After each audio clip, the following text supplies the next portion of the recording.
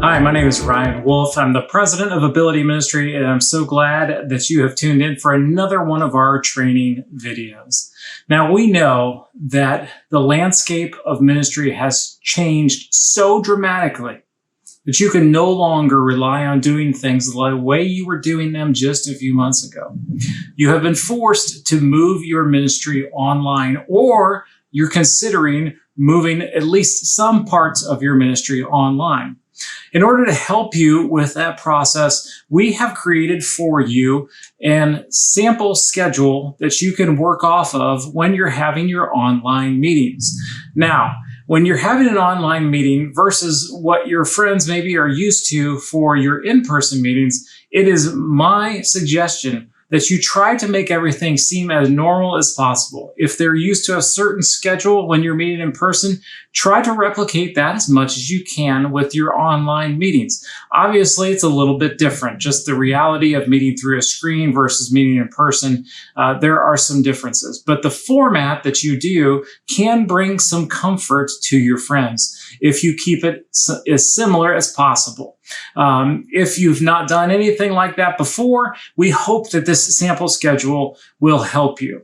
In your online meetings, we encourage you to start off with about 10 minutes of just greetings, socialization. Imagine if you're meeting in person. So much of what happens in ministry is unprogrammed. It's in those conversations that you have when you're outside of that program time. So we would encourage you to schedule in some of that unprogrammed space where people can just talk.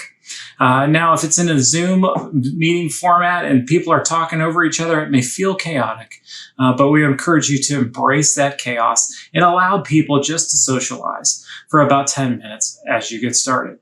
Next, as you try to, as a leader, try to zone everybody in, maybe it's you turning the mute button on everyone else's video feeds and audio feeds to try to get everybody's attention. But we encourage you to try to zero in, gather everybody's attention by starting off with a fun question or activity.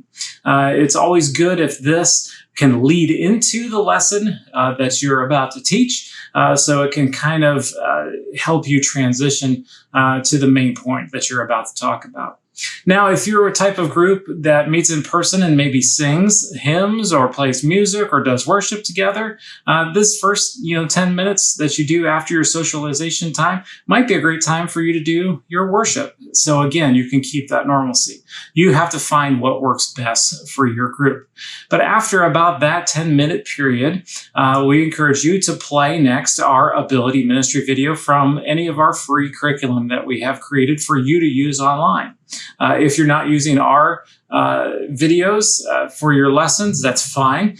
We would encourage you to keep that to anywhere between 5, no more than 10 minutes, because attention spans just aren't that long. And when you're online, attention spans are even shorter. So make sure you keep that time as short as possible.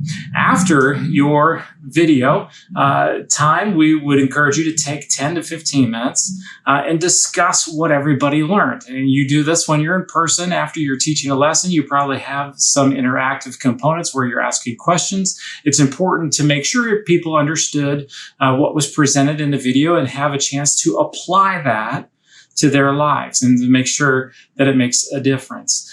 Followed by that is an activity discussion time. In our Ability Ministry curriculum with the online curriculum that we're creating, we have supplemental activities for your group to do in between the times that they meet.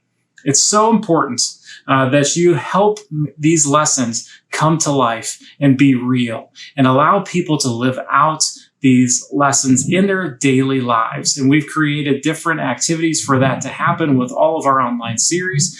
So this is a good space for you to review and say, hey, how did this activity go this week? How are you doing with that?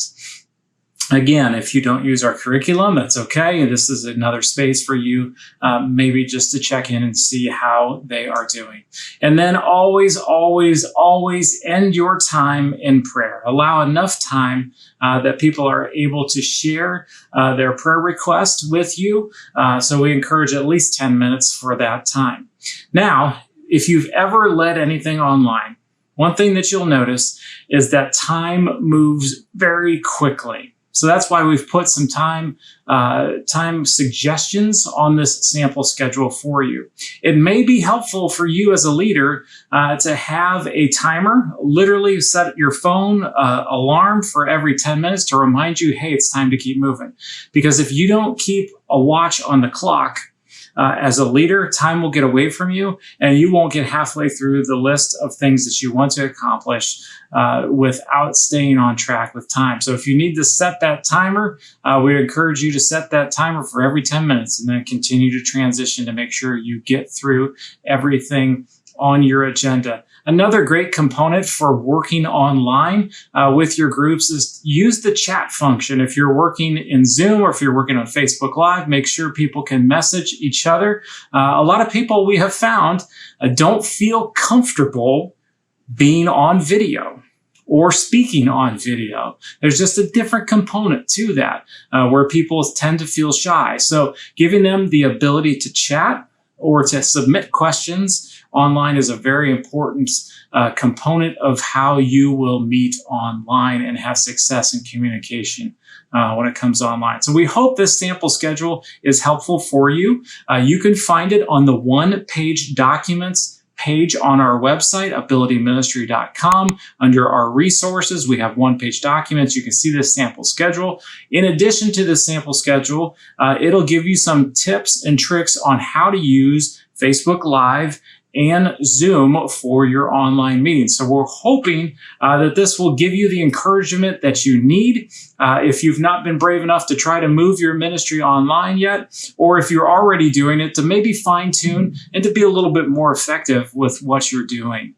So thank you again for tuning in to another one of our training videos. This is on how to use a sample schedule to make your ministry more effective online. Make sure to check us out every month for a new training video at abilityministry.com. And just one quick plug with our online curriculum. Right now it's free. It won't be free forever. We have a series called Be the Church that we released first.